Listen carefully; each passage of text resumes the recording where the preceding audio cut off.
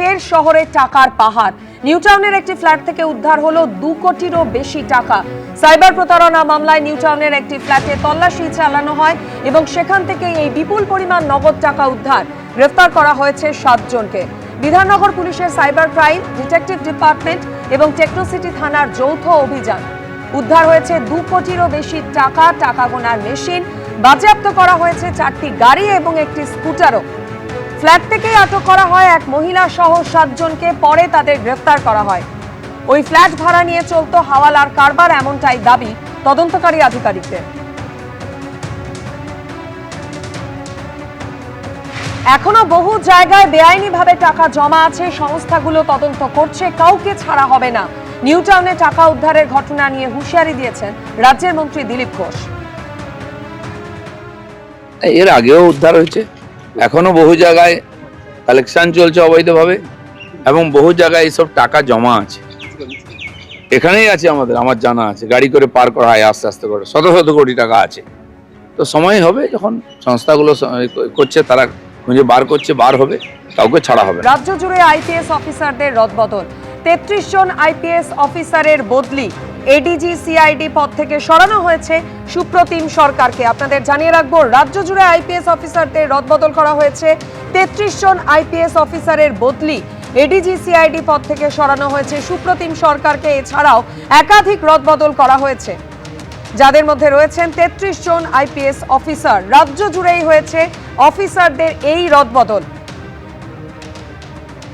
ADG CID পদ থেকে সরানো হলো সুপ্রতিম সরকারকে। এছাড়া আর কোন কোন জায়গায় বদল করা হয়েছে, কাকে কাকে কোথায় বদলি করা হয়েছে, আরো বিস্তারিত আমাদের জানাবেন প্রতিনিধি ময়ূক ঠাকুর চক্রবর্তী আমাদের সঙ্গে রয়েছেন। ময়ূক,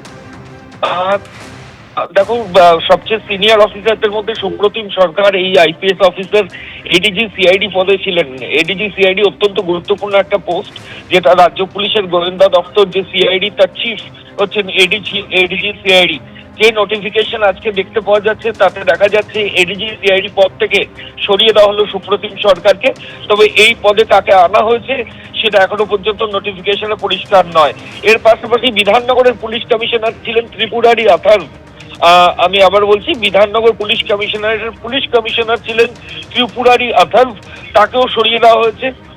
এবং অপেক্ষাকৃত কম গুরুত্বপূর্ণ পোস্ট এডিজি ট্রাফিক পদে ত্রিপুরারি আথারকে পাঠানো হয়েছে।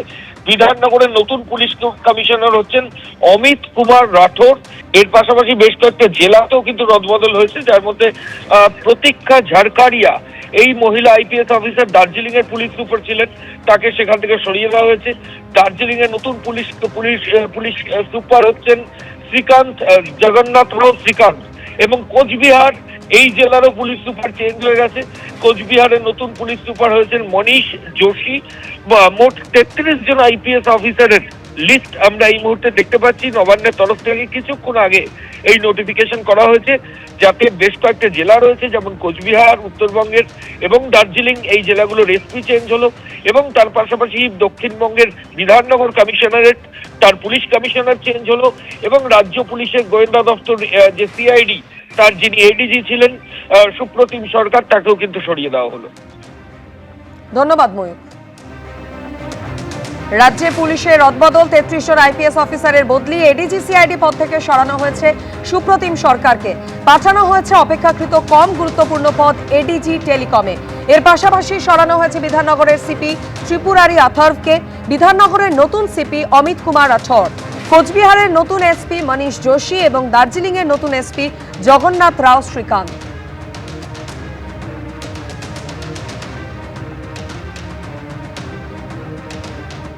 এবিপি আনন্দ, এগিয়ে থাকে, এগিয়ে রাখে।